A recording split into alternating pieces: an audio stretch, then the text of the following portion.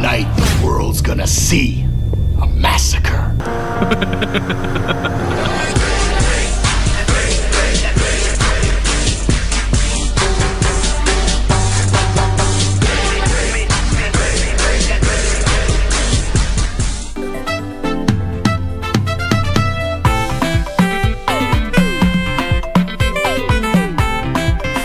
It is not my fault that I have a strong personality. But if you feel that you can, yani unajisikia mwanaume. Kinyanjui, you behave or we hate you. You guys, you don't understand the depth of problem you are all in. I am relieved actually. I am not stupid after all. I know you guys are looking up to me to save the day, but I don't have that much. Please come and help me. These people are going to kill me. Please, Anita. Yes. You said we meet where?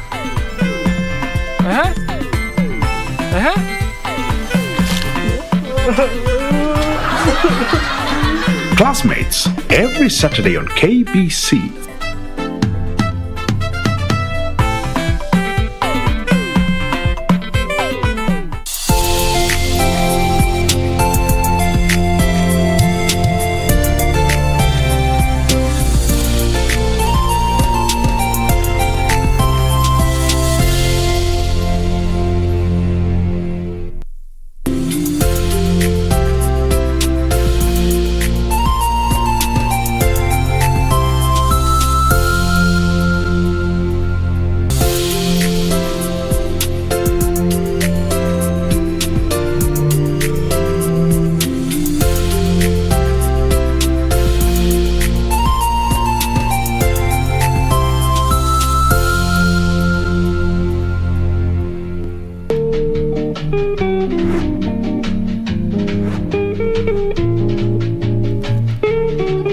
Uliniona? Ukiusa?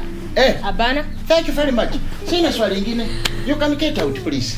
Mimi na hata hatujuani. Ninaingilia wapi? Kusema kweli mheshimiwa.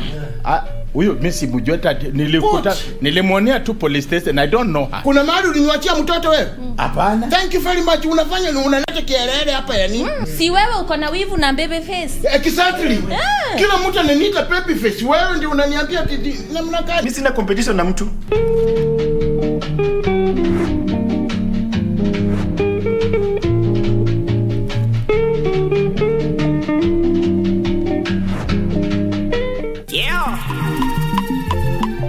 Take a musical trip around Africa right here on KBC Channel 1. Every Sunday from 2 to 3 p.m. on Afro Vibes. Because this is the hottest show right now. We give you a musical cocktail from North Africa, Central Africa, West, South and East of Africa. We are live and we are loud. Where about it today? I want to show them my attitude today. Your Sunday will never be the same again with DJ D and DJ Leo on Afro Vibes. Your musical passport to Africa. Allow me to enjoy myself. Allow me to enjoy myself. Allow me to enjoy myself.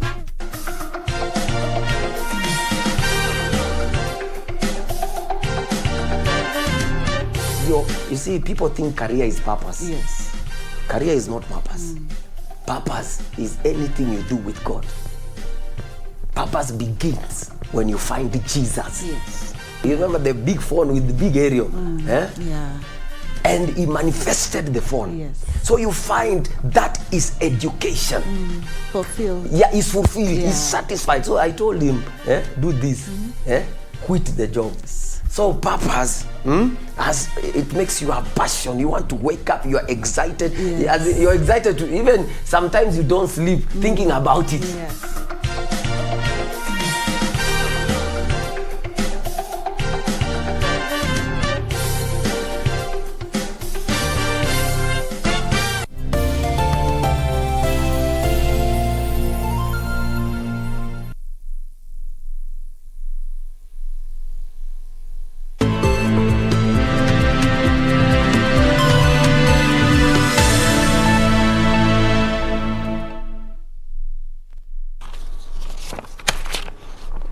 Good afternoon. This is Lunchtime News. Thank you for keeping it Channel 1. Well, my name is Jacky. Wambiru. Sign language interpreter is Anne Wangeshi.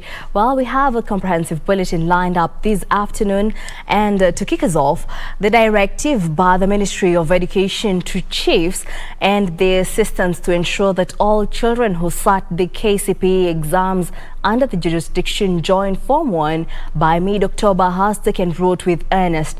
Parents of learners yet to report to Form 1 in Kibulen village or in Gishu County woke up to a rude shock after the area chief interrupted their day-to-day activities and forced them to take their children to school. And as Purity Museo reports, the campaign that aims at mopping up students yet to be enrolled to Form 1 saw over 50 learners taken to school.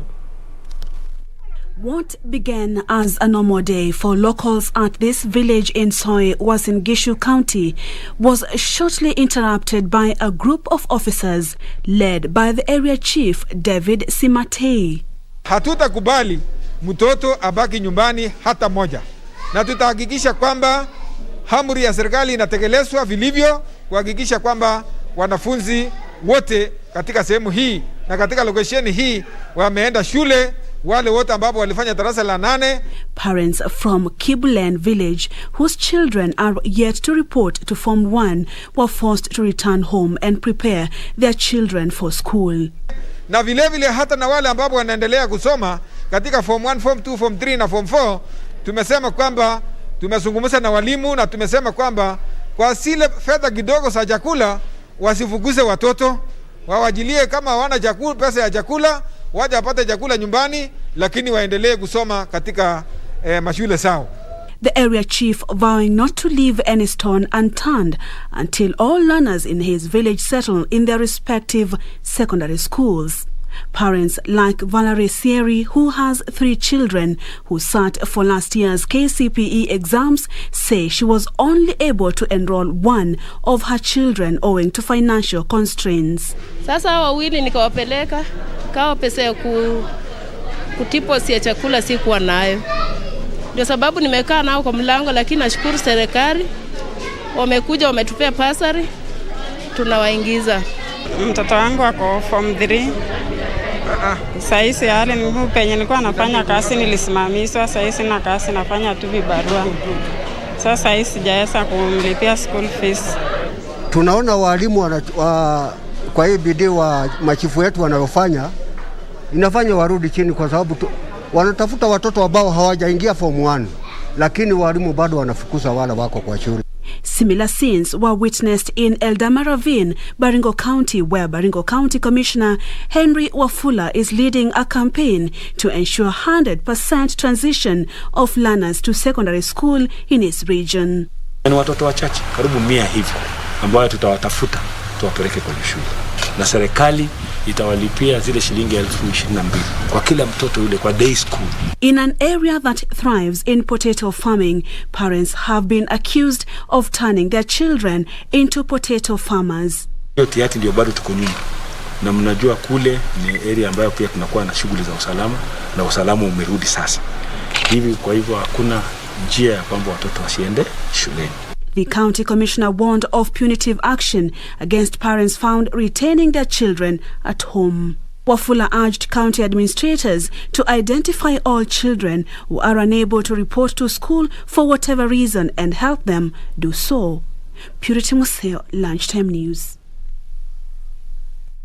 Still on matters education, the Director of Public Prosecution, Nudin Haji, has asked for more time to peruse the files of 2 Thiru primary school teachers who are accused of tying 3 pupils to a tree as punishment. The DPP made the application when the 2 teachers appeared before Nyahururu Senior Resident Magistrate Susan Mwangi. Thiru Primary School's head teacher Shalmith Dhimba and her deputy David Maina appeared before Nyahururu Senior Resident Magistrate Susan Mwangi, who ordered their police cash bail to be extended until Thursday next week, when they'll be arraigned in court. Dhimba and Maina were arrested on Wednesday evening by detectives moments after a multi-agency task force directed the Office of the Director of Criminal Investigations to investigate them in connection to the incident. In pictures that went viral on social media, 3 pupils are seen tied to a tree in the school compound. The deputy head teacher, David Minor, allegedly took the pictures and posted them on their teacher's WhatsApp group before they were leaked to social media. A task force led by Nyahururu Sub-County Deputy County Commissioner Moses Muroki visited the school, which is about 15 kilometers from Nyahururu town, and recorded statements from teachers and pupils. Members of the Wambiru community living in Oldonyero area of Isiolo County have formally submitted a memorandum of historical land injustices to the National Land Commission ahead of the September 21st deadline for the submissions. The residents expressed optimism that the claim to thousands of hectares of land, which was declared as livestock holding and marketing ground, is handed back to the community.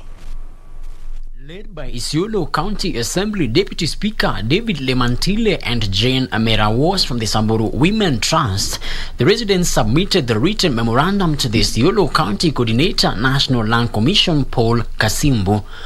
The residents argued that it was unjust for the government to continue laying claim to the land where members of the local community relied on for grazing since time immemorial.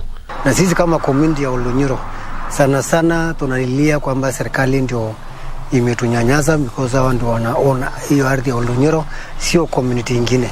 Tumekuja na hao jamii kuleta memorandum kupresent kwa National Land Commission kuhusiana na the ongoing historical land injustice. Isiolo County Coordinator National Land Commission Paul Kasimbu assured residents that their concerns will be looked into by the commission. So yangu kwanza ni kuwashukuru kwa kuja ndio tupokee hizi vitu za historical land injustice, alafu tufunge. Hiyo ni kulingana na sheria. Ni kuna register pale itajazwa na kuna mahali tunataka the nature of the complaint na ile signature yao. The Livestock Marketing Division and the Livestock Holding Ground, which were created by the colonial government, occupy thousands of hectares in both Oldonyero and Burat wards of Isiolo County. Locals are not allowed to carry out any development projects, including farming, in the area.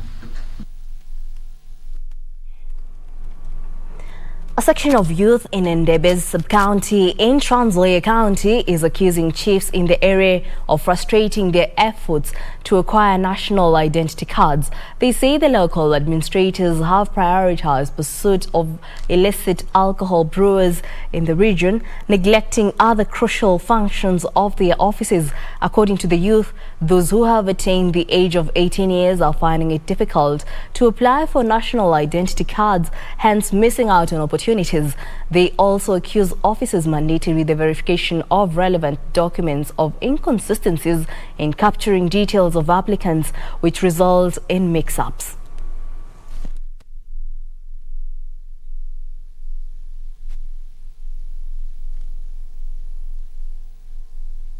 Sisi naumia. Mimi mtu kama mimi nilishika kitambulisho ini mara 5 nikienda huko ati bado registration. Yaani mimi nashangaa sisi kama vijana tuende wapi, ama nataka tukae kama watu wa Uganda ama sisi wa Kenya. Sasa mimi niko na uchungu sana. Kwa maana si vijana tukienda base atupati vitambulisho. Tunazunga kwa barabara, tunaenda tunarudishwa, tunaenda tunarudishwa.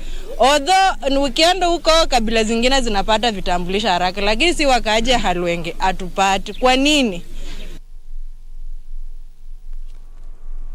Now, Narok North Member of Parliament Moi Talelo Lekenta has called on the Kipsigis and Maasai communities living at the Likia area and Lockman Forest to coexist peacefully. Kenta says the communities have lived harmoniously for generations and any arising issues ought to be solved in an amicable way. In the recent past, there has been tension in the area arising from the sharing of resources. A section of Narok leaders have met in an effort to bring consensus and peaceful coexistence between the Kipsigis and Maasai communities living at Likia area, Lockman Forest. Tusiposema ukweli, hakuna kitu tutafanya. Tutakuwa tukizozana kila siku. Ole Kenta said the forest that provides a good ground for grazing livestock especially during dry seasons, is a resource that should be shared equally by all communities living in the area. Na mjue ni haki ya Wamasai kuingia hii msituni sababu ni wa Kenya. Ni haki ya Kipsigis kuingia hii msituni sababu ni wa Kenya. Ni haki ya Kikuyu kuingia hii msituni sababu ni wa Kenya. Ni haki ya wanaitwa nani? Okay, kuingia sababu ni wa Kenya. Hauwezi kuambia ati waenda waumie na msituni yeko hapa na sheria inasema wana nafasi ya kuingia. Haitasaidia. Kitu muhimu ndio tafute nini? Amani. Kenta says village elders from all the communities residing in the area should sit down and come up with a formula of sharing the common resources in the area. The legislator is in support of the idea to zone the forest so as to mark clear boundaries for communities when grazing their animals. Kwa hivyo tujaribu tufanye vitu kwa amani. Mimi ningeomba tu kama kiongozi wa jamii wa Narok North, watu wangu mkae pamoja na hawa na watu wa hapa pia wakae na wengine. Hatuna maneno mingi. For Lunchtime News, I'm Nisi Imano Okoth. The Kenya Medical Practitioners, Pharmacists and Dentists Union Western Chapter is appealing to the Kenya Medical Supplies Authority to ensure timely supply of drugs to public health institutions so as to save lives. The union claims the delay in supply of drugs to public hospitals is compromising health services in the region, citing hospitals in Busia County that are grappling with acute shortage of drugs. Let's take a look. Led by Union's branch chairman Dr. Anthony Akoto, the official said lack of equipment like gloves in hospitals was making it hard for healthcare workers to serve the public. What has come up is that the number of ICU spaces in Busia has been very limited, and we wanted to find a working relationship with the county. And today we've gotten a commitment from His Excellency that two of the things that were holding back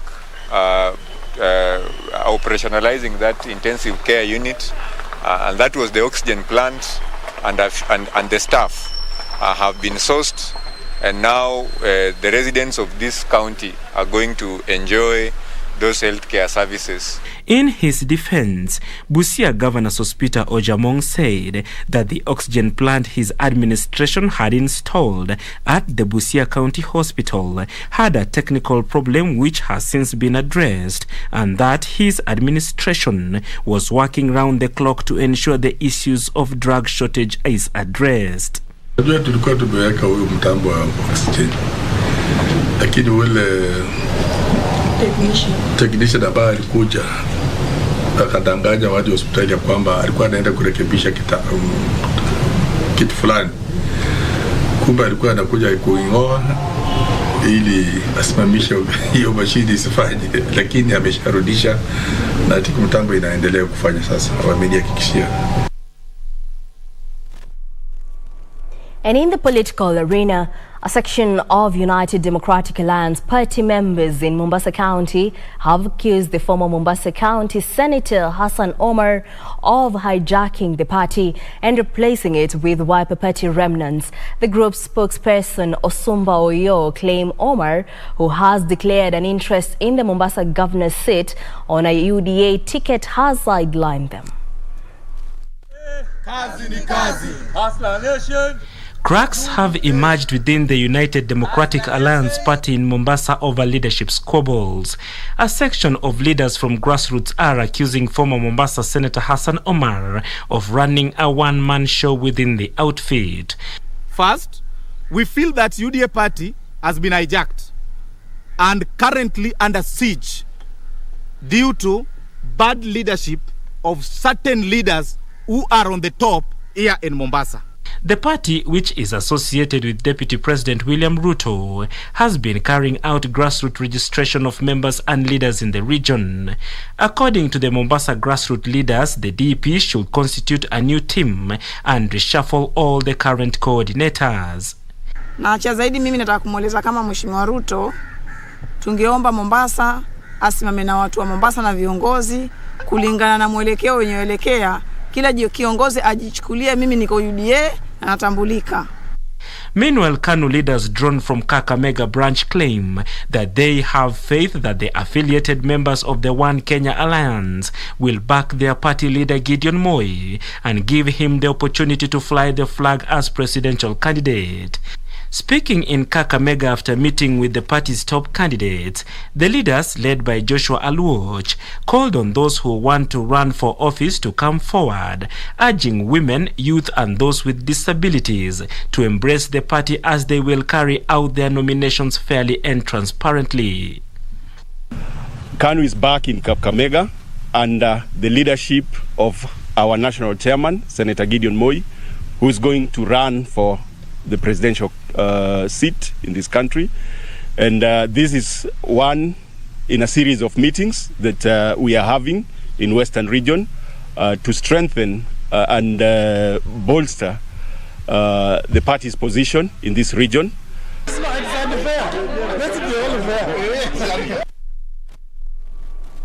And on that note, we'll take a short break. Don't go too far. We still have more news highlights to come.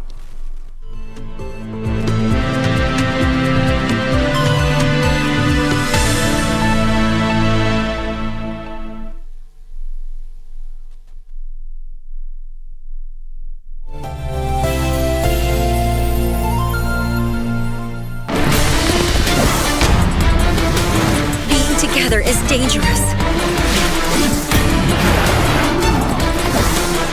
He tried to rape me. He is my father's enemy. Over my dead body.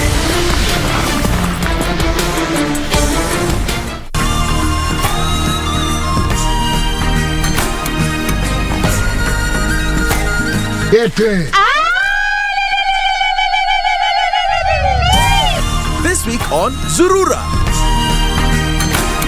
we visit a tribe rich in heritage and culture. Travel to one of Africa's largest markets. I love the variety. And take you through winding rapids. And of course, that's all coming right up on Zurura. Find your adventure.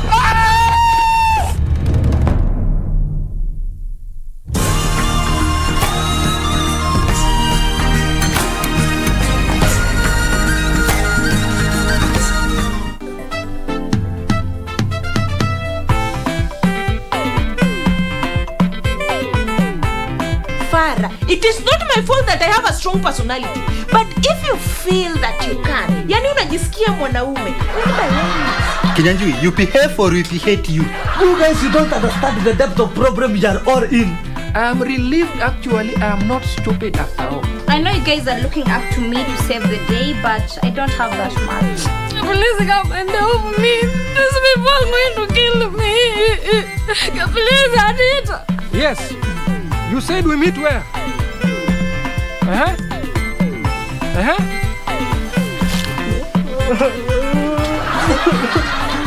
Classmates, every Saturday on KBC.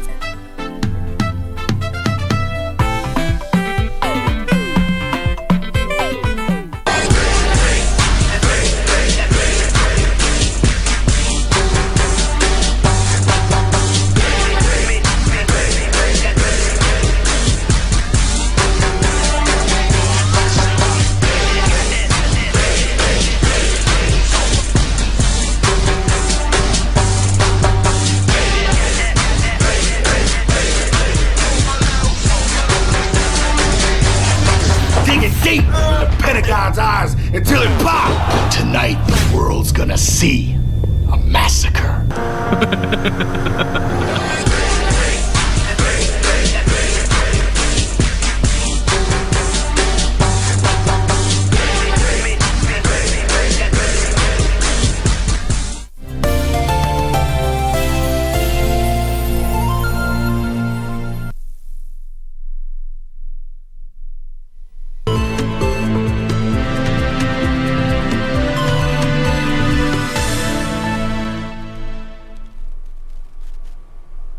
Welcome back. Now we take a look at matters health, where the Ministry of Health is confident that it will flatten the curve in the next 3 weeks as the number of those vaccinated against COVID-19 continues to rise. The ministry noted that the number of positive cases were on the decline in the last couple of weeks, though the demand for oxygen is still high. As the government issued an alert over the outbreak of a new variant in Latin America and the UK, raising concerns among health experts.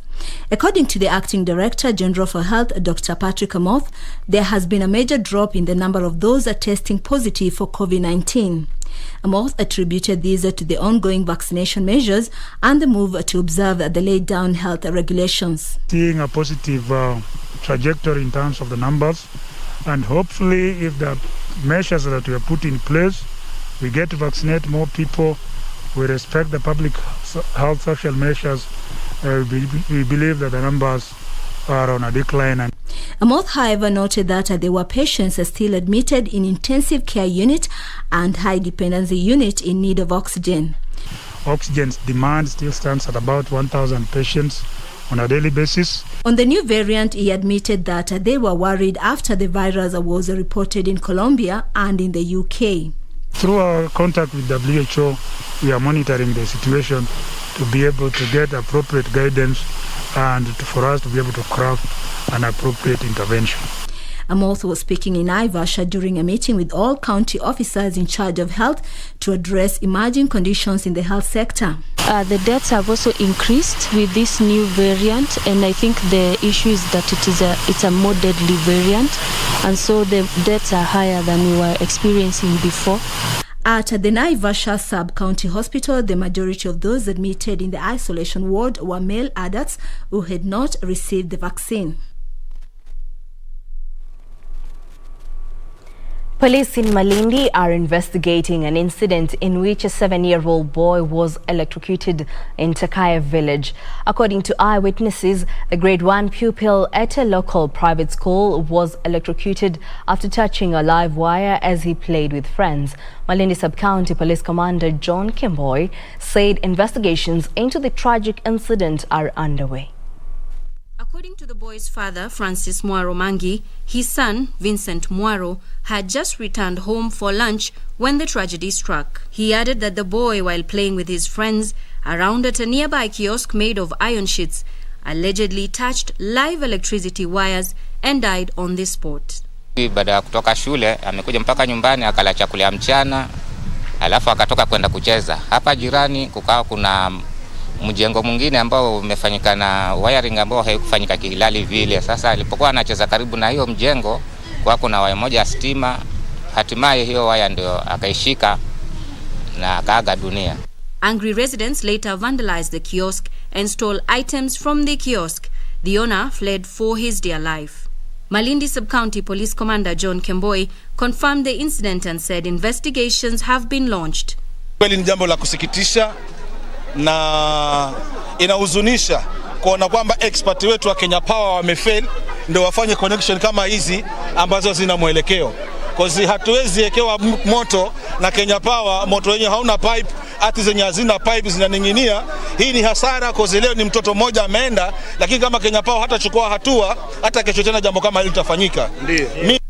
Residents are now appealing to the Kenya Power Company to monitor electricity connections in the area as the body of the deceased was moved to a funeral home in Malindi. Kuja tulipofika hapa tumepata mtoto alikuwa ameshikwa na umeme short yani, na kulikuwa na unyevu kwa sababu kimvua kilikuwa kimepita kama sasa hivi. So katika ile hali ya kumuokoa pale kumtoa, tumetumia gongo kumsukuma, lakini dakika zile tayari mtoto alikuwa amekata roho. Hii boma ni jirani na kwetu, na mtoto wangu kuna miaka 6 kama vile wa mwenzangu. Nilipomwona yule mtoto nimesikia uchungu sana, manaka watoto wangu na wajirani wanashinda hapa. Niondoke pale mbio nyumbani nije niwafukuze, nikirudi wanarudi tena hapa. Hata jana walikuja wafukuzwa hapa na majirani. Unasikia? Sasa leo ni wa mwenzangu, kesho ni wangu.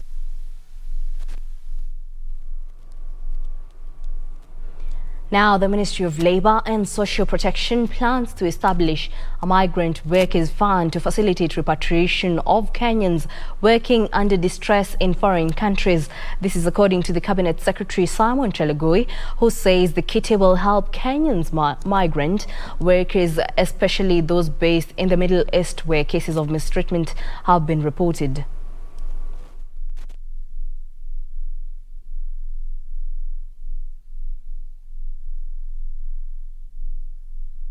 Labour and Social Protection Cabinet Secretary Simon Chelugui said the government is concerned by rising cases of Kenyans detained in Saudi Arabia of unclear circumstances. To enhance the performance of these people, government is coming up with Migrant Workers Welfare Fund.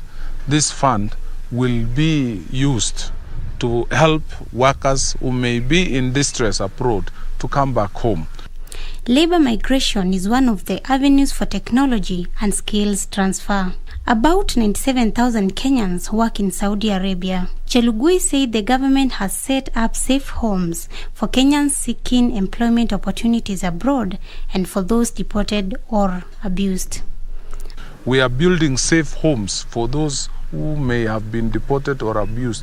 We keep them in safe homes, Kenyan safe homes, manned by Kenyans to ensure that Kenyans are not abused. Chelugui was speaking in Nanyuki town after launching of training curriculum on ranching and conservancy done by National Industrial Training Authority. In other news, residents of Migrant County have today taken to the streets to demonstrate over industrial effluent from gold processing plants in the region. The waste is reported to be contaminating water sources, hence making them unfit for human consumption.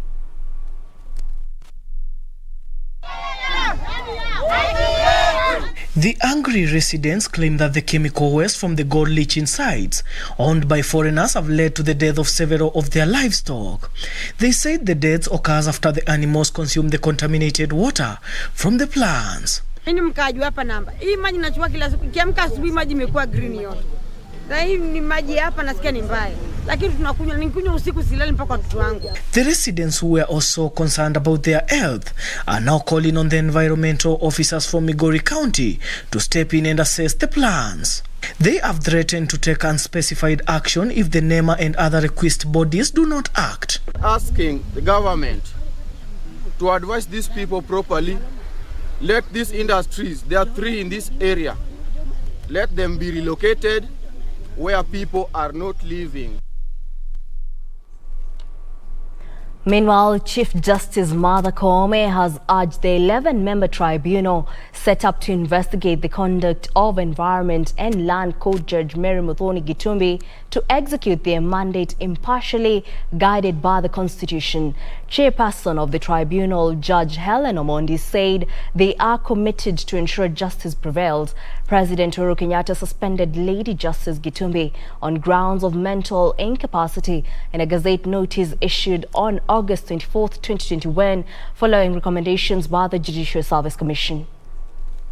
Congratulate all of you for having been bestowed with this great responsibility. I believe you are carefully selected because of your professional backgrounds to perform this task. I can only tell you to perform it according to the Constitution and the oath of office that you have taken. As an office, we want to pledge that we'll facilitate you.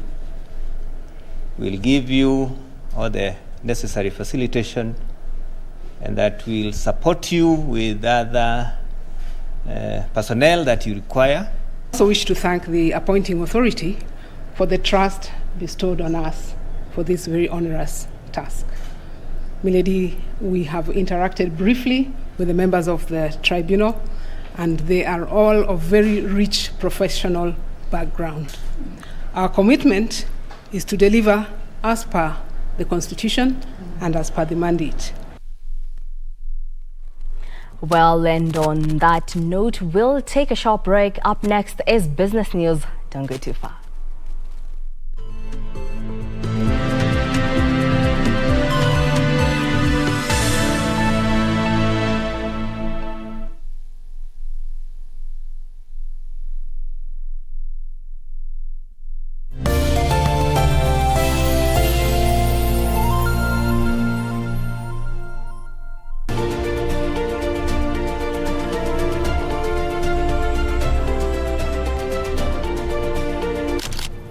My name is Sambros Lutulai and I'm all day for you. One of Africa's most elusive cats, the leopards. So many scientists, they are focusing in other animals. They are focusing in other cats. They are focusing in other species, and they are forgetting leopard. This is an area the leopard clearly comes to. It's a natural salt lick. We've seen the leopard's footprints. We've also seen footprints of other animals, including baboons and impalas, and these are some of their favorite prey. One mzee told me that there is a black leopard that is just found in your area. Few months, we got the black leopard in our camera traps.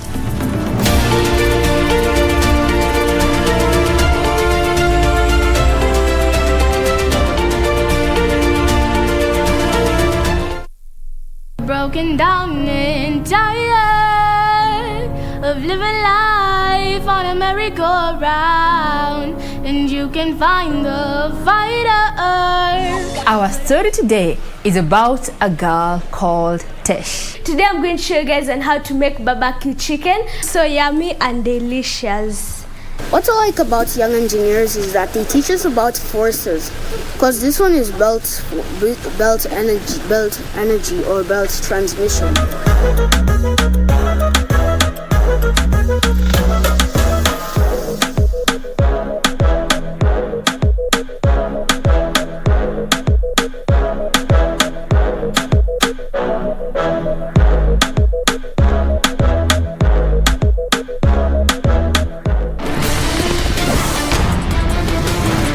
Together is dangerous.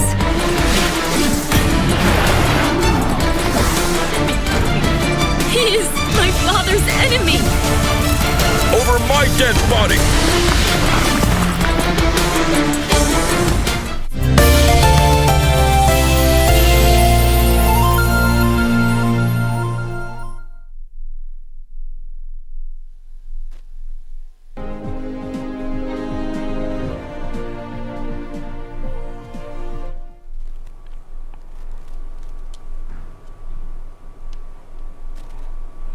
And in the business world, foodstuffs are the most purchased commodities at the supermarkets as the purchasing powers of Kenyans pick up. Head of marketing at Quickmart Supermarkets, Betty Wambiru, says the retail sector is significantly improving and most retail outlets have started incorporating e-commerce to increase sales. Yeah. The retail sector saw decreased performance due to the adverse effects of measures implemented to control the spread of COVID-19, such as reduced hours of operation. However, Quickmart supermarkets say sales have improved in recent months, powered by improved purchasing power among Kenyans.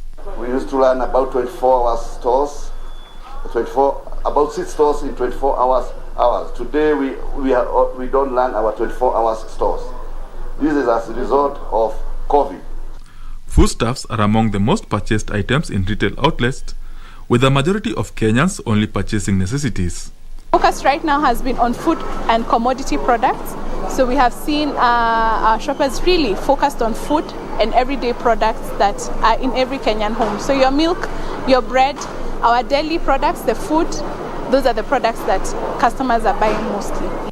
The retail outlets are now leveraging on e-commerce to increase sales and improve customers' experience, where customers can call any of the Quickmart branches today and be able to have products picked for them and delivered to them at their doorstep. Quickmart, which merged operations with Tumaini supermarkets in August last year, is marking its 15-year anniversary.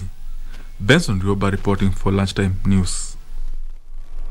Meanwhile, coffee farmers in Kiambu County say cooperative societies were levying unrealistic fees that should be investigated. This emerged during a public participation forum by the Agriculture Committee of the National Assembly that also called for representation in key coffee institutions, subsidizing inputs and enhancing extension services.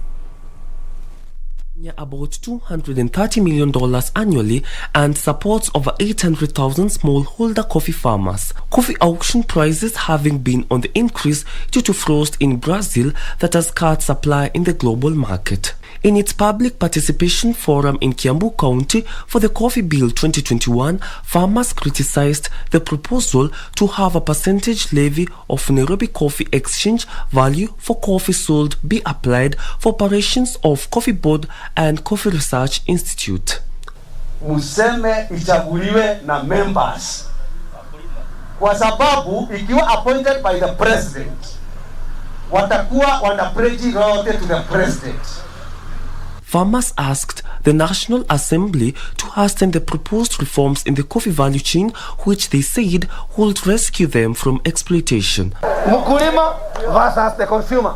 Yes. Kwa sababu huyu mtu yuko hapa katikati ni hatari. To improve coffee production, farmers petitioned for an increase in funds for subsidizing farm inputs and enhancing extension services. Kama kuna wengine hawakupata nafasi ya kuja hapa, wapatiene submission zao zitufikie, ili kila mtu na wazo lake tupate kuliona na tuweze kutia zote maanani. Legislators said the bill proposes to revive the Coffee Board of Kenya and Coffee Research Institute, which will work closely with county governments in promoting coffee production. For Lunchtime News, I'm Brian Munyuoki. Where is your shop located is a question posed often by online customers to e-commerce firms, emphasizing on the need for customers to interact with products before making a purchase. This has created a niche, one that informed the rent-to-shelf model that allows small businesses to own physical shelves for their online sales.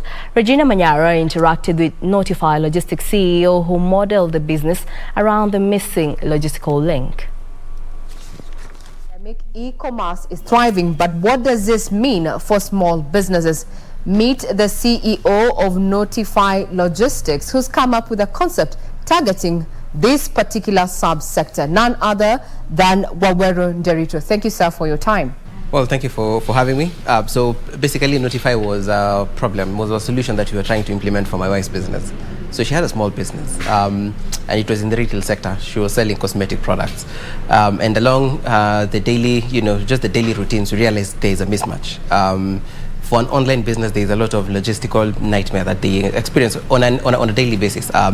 Basically, moving products from point A to point B, meeting clients every day, and if you don't have a physical premise, it becomes a bit hard to actually coordinate all the traffic. So as you grow, you actually hit a stumbling block in just managing the logistics. Give us a quick insight into what rent-a-shelf concept is all about. Pioneering a concept of rent-a-shelf actually manages to reduce the price by up to 90%.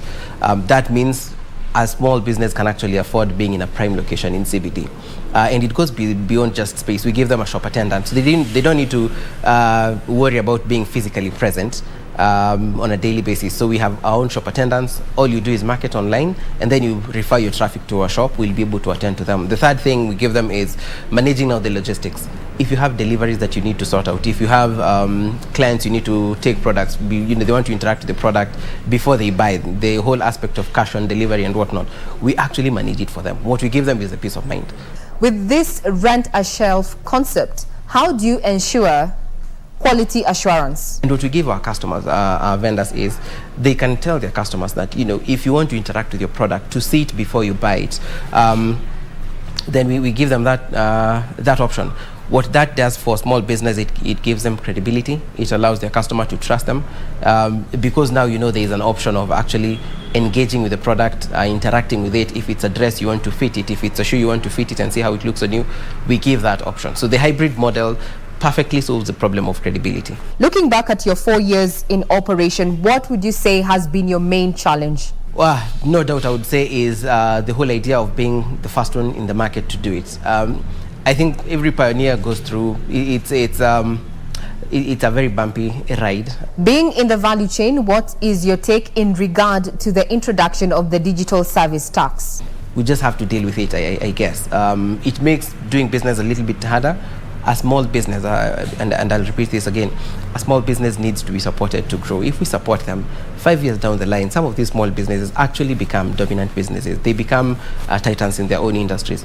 But, when they're small, that's when they need the support the most. That's when government and they need to have policies to support them when they're young. I would actually, there was a proposal to give them things like tax breaks. That would be really, really helpful. Where do you see Notify Mall in the next 5 years? Fantastic. So for us as Notify, main task, our main job every day is to support small businesses. We've just launched a new initiative, and the purpose for this initiative is to see at least 20,000 businesses being able to not only starting but also thriving over the next 1 year. And we're giving them things like we're giving them market linkages, we're giving them access to capital, we're giving them a lot of training sessions. So for us and Notify, the goal for us is to see more businesses be created. There you have it. We have been speaking to the CEO of Notify Logistics, Wambiru, who says for a business idea, you need to identify a niche and run with it. I'm Regina Manyara. You're watching KBC for Lunchtime News.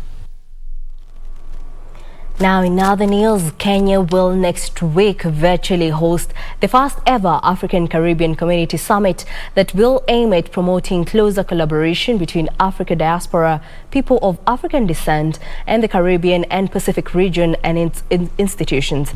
Now, the summit that will be chaired by President Uhuru Kenyatta brings together heads of state and government of the African Union and the Caribbean Community member states. Caribbean Community Summit arises from the 33rd session of 2020 of the African Union, which affirmed the strong cultural and historical linkages between the people of Africa and Africa diaspora and all people of African descent. The session committed to strengthen these linkages and adopted a declaration on promoting closer collaboration between people of African descent in the Caribbean and Pacific regions. This year's summit, slated for next week, aims at actualizing the mutual aspirations of both the union and community by promoting ties and engagement. This is by addressing the economic and communication challenges, fostering continent-to-continent integration, and accessing the progress in the fight against COVID-19 pandemic. The forum will discuss debt sustainability and development financing, trade investment and economic integration, blue economy and transport connectivity, fintech solutions, political integration between Africa and Caribbean countries, cultural exchanges, and COVID-19 pandemic management. The Ministry of Foreign Affairs expects the summit to build momentum and support for the formation of the Africa-Brazil-Caribbean Development Commission and provide political goodwill and affirmation for activities aimed at forging closer ties with the African diaspora and people of African descent. In addressing the COVID-19 scourge, the summit will seek to make decisions to insulate developing countries from the scourge of COVID-19, as well as target availability and distribution of vaccines, and sharing of best practices in Africa and the Caribbean. Reporting for Lunchtime News, my name is Hiwaq Saeed. The 2021 China International Fair for Trade and Services kicked off on Thursday in Beijing, highlighting China's new pledges to open the country's services sectors wider and enhance global cooperation for further economic recovery. Enterprises from home and abroad have flocked to the fair, hoping to seek opportunities in the world's second largest economy. Details of these and other stories from across the globe. China International Fair for Trade in Services has attracted the registration from more than 12,000 enterprises, up 52% from that in 2020. Representatives from 153 countries and regions signed up for the event. Up to 21% of offline exhibitors are Fortune 500 companies or industry-leading enterprises. At the fair, Chinese President Xi Jinping announced plans to set up a third stock exchange to serve small and medium-sized businesses. President Xi said the new share market will be in the capital, Beijing. Mainland China currently has two major markets based in Shanghai and Shenzhen. The move comes as the Chinese companies are coming under intense pressure at home and in the US. Meanwhile, Apple made two sets of changes to its App Store rules, which are the subject of lawsuits, regulatory probes, and legislation around the world. But the tweaks do not address the biggest concerns raised. Lawmakers and regulators are considering dismantling the App Store business model, an outcome that could cost Apple about 6% of its sales. Among Apple's most high-profile concessions is allowing Netflix and other subscription services to provide a link to out-of-app paid sign-ups that avoid Apple commissions. Finally, the 6th Eastern Economic Forum opened on the Far Eastern Federal University campus in Russia's Vladivostok on Thursday. Russian President Vladimir Putin is expected to attend the opening ceremony of the forum this afternoon. There will be around 70 events, including group meetings, business roundtables, dialogues, and international conferences during the 3-day forum. The forum attracts more than 4,100 attendees around the world, a drop by half from the last edition due to the COVID-19 pandemic.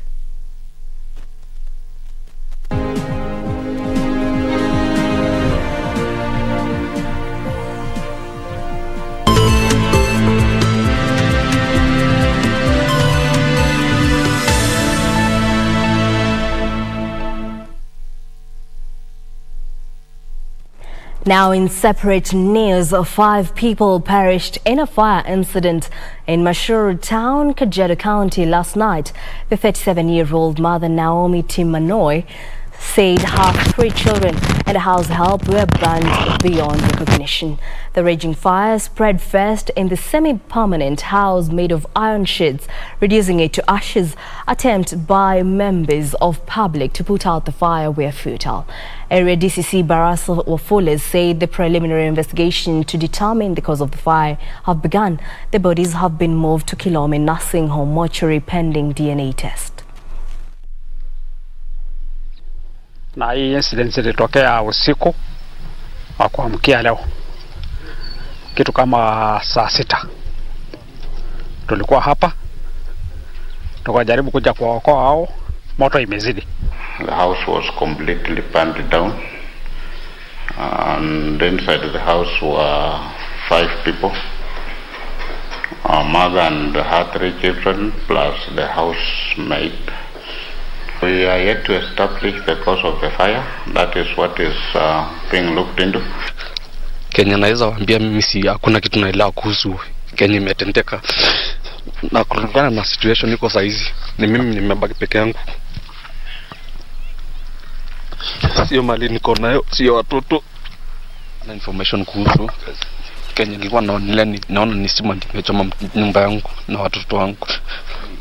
Kama ni wito wangu, kama ni compensation kwa Kenya Power, lakini hata compensation sijui itarudi aje. Watu watarudishwa aje? Ni ngumu.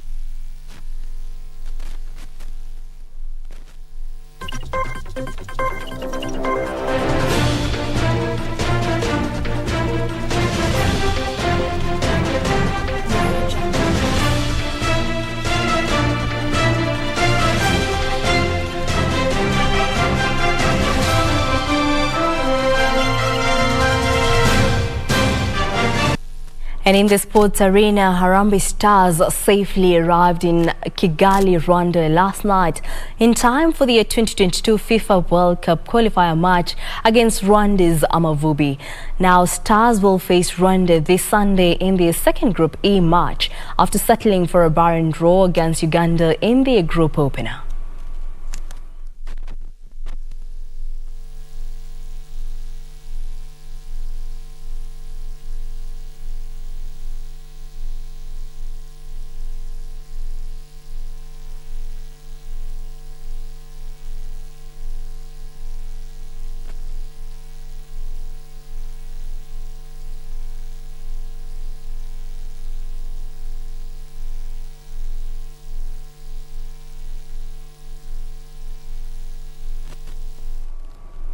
Now, England is to a comfortable 4-0 win over Hungary at the Puskás Arena last night to move 5 points clear at the top of World Cup qualifying Group 1. Meanwhile, Germany secured a 2-0 win over Liechtenstein in Group J. England consolidated their position in pursuit of a place at next year's World Cup in Qatar with a 4-0 victory against